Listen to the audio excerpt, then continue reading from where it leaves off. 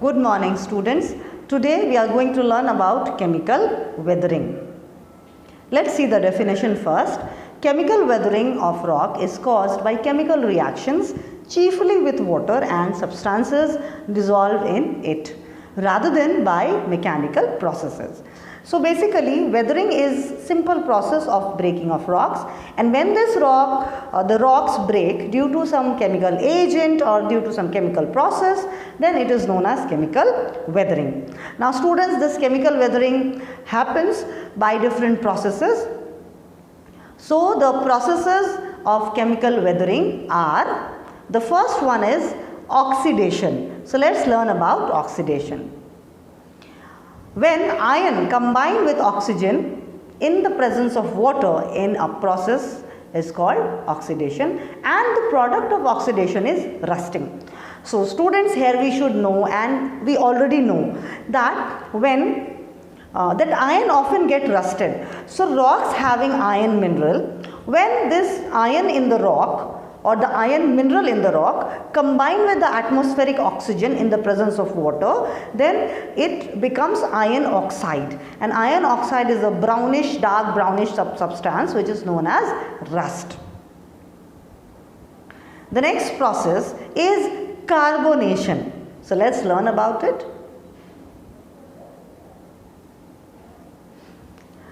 So carbonation is a process by which carbon dioxide and rainwater or moisture in the surrounding environment chemically react to produce carbonic acid, that is a weak acid that react with the carbonate mineral in a rock. This process simultaneously weakens the rock and remove the chemically weathered material.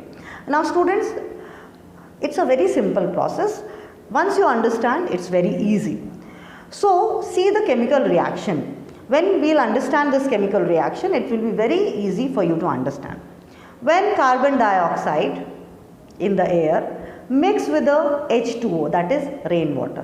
When rainfall occurs, the carbon in the air mixes with the rainwater and it forms carbonic acid. This is a weak carbonic acid.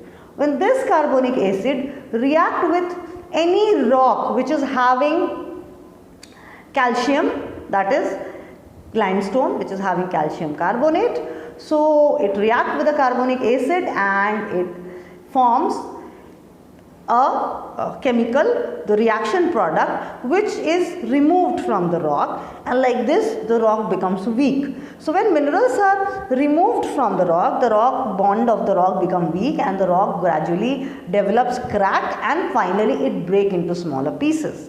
So like this, carbonation leads to breaking of rocks, and this is the second process of chemical weathering.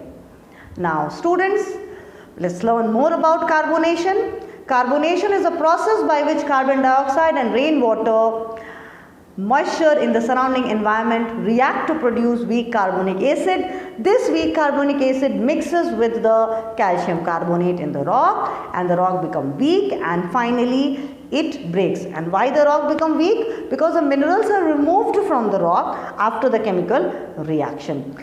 So see the third point, carbonation primarily occurs in wet, moist climates and affect rocks both on and beneath the surface. So students, when the carbonation happens, then what happens that even the rock beneath the surface, definitely it affects the rock on the surface as well as it affects the rock beneath the surface.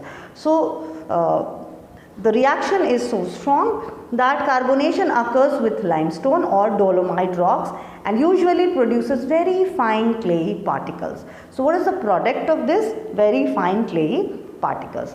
Now students, we have even seen beautiful topography of limestone caves. I'll show you a picture. You can see this is a cave, limestone cave, and as a result of carbonation, you can see the spike-like things. You can see on the surface also as well as on the roof. So they are called stalactites and stalagmites.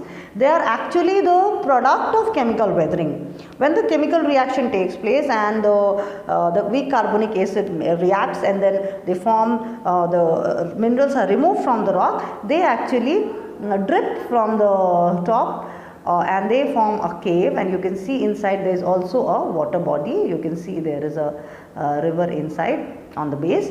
And so like this is a topography known as limestone topography. As we have learnt, limestone and dolomite are very prone to carbonation.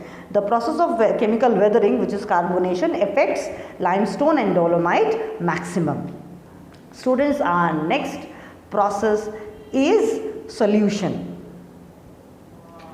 So solution occurs when minerals in rock dissolve directly in water. It's a very simple process. For example, a lake or a river, a flowing river or a lake. So when the water in the lake or in the river, it is over the rock, that is the bed of the lake or bed of the river. So the rocks have minerals. When these minerals, they have a tendency to get dissolved in the water. And we know that water is a universal solvent, means most of the substances or minerals, they mix very easily with water. So when they get mixed with water, they are removed from the rock. So this is how solution leads to making the rock weak, and then gradually the rock break, and this is called a solution, one of the processes of chemical weathering. So students, you can see how the hollow has formed here because the minerals have got dissolved with the water, and then the water has moved out, or the water has evaporated, and these hollows are left behind, and they have made the rock weak, and therefore the rock has broken. Now the next process is called hydration. So let's learn about hydration. So students, in this process of chemical weathering, the agent is water. Hydration comes from the word hydra, which means water. So there are rocks which has minerals, and these minerals have a tendency of absorbing water. So when they absorb a lot of water, there is a swelling in them, and because of the swelling, a lot of pressure is exerted in the rock. This makes the rock weak, and the rock finally breaks. So I'll read the notes.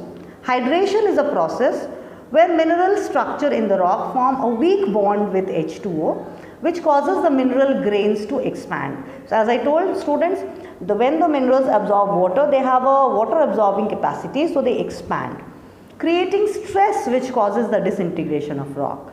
So it creates a stress within the rock, and as a result the rock breaks. Hydration often produces a new mineral compound that is larger than the original compound. The increased size expands the rock and can lead to decay.